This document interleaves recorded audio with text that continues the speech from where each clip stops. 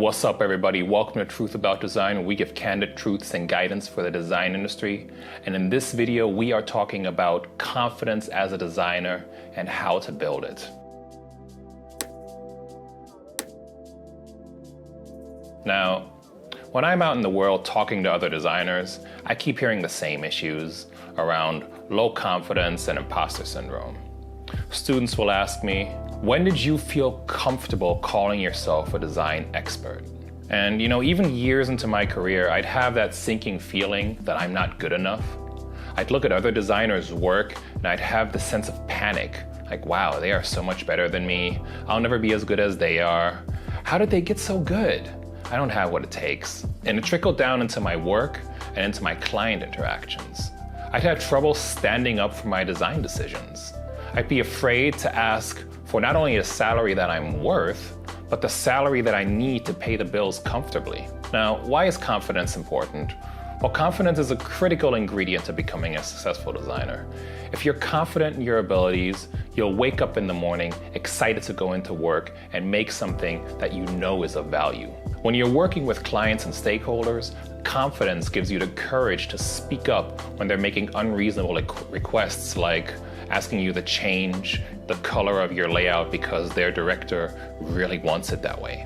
When you're negotiating a salary with your employer, confidence is the key ingredient that gives you the courage to tell them what you're worth, why you're worth it, and what they are losing by not working with you. The hard part about confidence is that it has to be authentic. There's lots of articles on the web about how to change your body language or use specific power phrases to get people to think that you're more powerful. But you can't fool an experienced hiring manager with tactics you learned on some blog. You have to understand the root causes of confidence and how to build it. What I've noticed is that there's 3 levels of confidence that people go throughout their developments. And I've noticed that you go through these levels of confidence progressively as you grow. So the first level is having no confidence. These are people that are very insecure, they're stuck in their heads, they may have a craft or skill that they're good at, but they don't even realize how good they are at it because they don't have any confidence in themselves or what they're doing. When you're at this level, you're getting walked over by other people and you know it's happening, but you don't really know what to do about it. And it's very easy to get stuck at that level 1 and just sort of blame the world for being unfair and expect the entire world to change to adjust to you. A lot of people stay at that level. A small fraction of people start to look at those situations where bad things happened to them and where they got walked over and start to replay those in their minds and think to themselves, how could I handle a situation like that in the future in a different manner? And once you start thinking in that way, you're on your way to level 2. And level 2 is called perfectionist confidence. Now, when you're at level 2, people that are at level 2, they still have low confidence, but they've learned that if they work really hard and plan everything out really well and appear as if they have it all together, that gives them a sense of security to operate from. And this is better than no confidence, obviously, but people who are at this level can come off as aloof, robotic, and arrogant because they're unable to connect with people. I heard that for a long time, the feedback was that I was arrogant, and it was because I was stuck at level 2. I was still really insecure, but I was trying to be as perfect as I can and not show any type of vulnerability. And I wasn't really able to connect with people. What you also see with people at level 2 is that they might be overly competitive with others and see the world around them as hostile. And that drips into their interactions with others. So, level 2 is progress from level 1. At least you're starting to see some success in your life and you're getting some things done. But, once you're at this level, again, you might be alienating others and you might be pushing people away or not be able to connect with people and have the authentic connections that you're really looking to have. So, maybe after a couple years of staying at level 2 and alienating everyone around you, you look back and think to yourself, yeah, I did pretty well in some of these situations, but in other situations, yeah, I wasn't the person that I could have been and I could have done a lot better. And once you have that level of self-reflection into your actions, that's when you're on your way to level 3. And level 3 is called humble confidence. Now, this is when you know that you're good, but you're not a dick about it. You know your strengths and are confident in your abilities and accomplishments. And you're not afraid to talk about them, but you're also able to acknowledge your weaknesses and where you went wrong. And you're not afraid of talking about that either.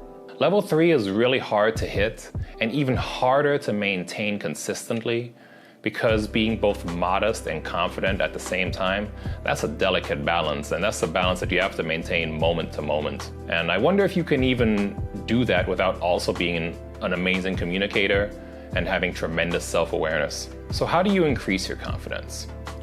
Well, I've got some bad news for you. Confidence doesn't come overnight. If you're just starting out as a designer, you should be a little insecure. It's like with any new skill. At first, you're not that good at it. But there are some steps that you can take to increase your confidence as a designer. There's 3 steps that I've identified, and you should do them in order. Step 1 is to work on your skill set. After I graduated college, I spent another 3 years after college reading every single design blog and book that I could find. I read Smashing Magazine and Lifehacker so religiously that after about 3 years of reading them every day, I noticed that the content started repeating itself. That, by the way, was also the sign that I knew that it was time to move on from doing that. But as I was reading these blog posts every day, I would read something and then I would apply what I learned in the post the next day at work. And in the beginning, there were a lot of unknown situations I struggled with, but over time, the unknowns became less frequent, and I had more opportunities to apply a variation of what I had learned in the past to a situation I was being confronted with now. In other words, I was gaining experience. Working on improving the skill set of your craft gives you something concrete to grasp onto when you're still feeling insecure. You may not feel confident yet, but you know that if you keep reading and keep practicing, you'll get better. You can measure your progress. And in a year or 2, you'll look back on the things you used to struggle with, and you'll laugh at the fact that something like that was ever a problem for you. Step 2 is to compare your work to others.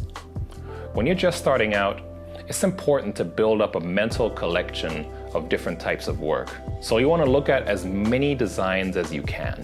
With the information you collected in step 1, you can start asking yourself, what makes these designs good? What makes them bad? Just to warn you ahead of time, it's normal to get a sense of dread when you start looking at other people's work and it's so much more sophisticated than what you're currently capable of producing.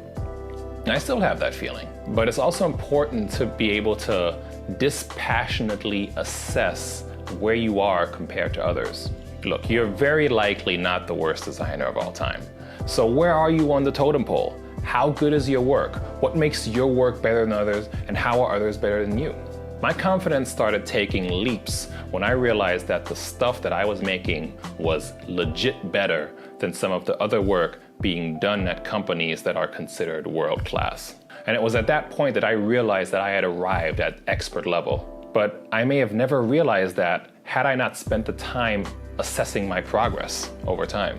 Now, the third and final step to increasing your confidence as a designer is to be happy with where you're at, no matter where you are. If I had to do things all over, I'd enjoy the process of growth more. I never allowed myself to be proud of anything I worked on until my work was verifiably world-class. And even then, the best praise I could muster for myself was, hey, you know what? You did all right. I had spent 7 years not praising myself for anything, and it took another 1 to 2 years to break that habit of not being proud of my work. So as you're progressing through your career, of course, you should always strive for more, but it's also important to be happy about every bit of progress you make along the way. Now, confidence is one of those things that everyone talks about, but very few people authentically have. It's one of the most important ingredients to a successful and fulfilling design career. And the best thing is that it's something that you can methodically increase. There's no magic bullet to achieving it. True confidence is rooted in a knowledge of your strengths and limitations and a slow and steady buildup of small successes. And that takes some time, but it is so worth the effort to improve yourself in that way. Now that's it for this video. I would love to hear from you guys. Tell me one story of how confidence and imposter syndrome has affected you. And if you like these videos, subscribe for more, and I'll see you soon. Peace out.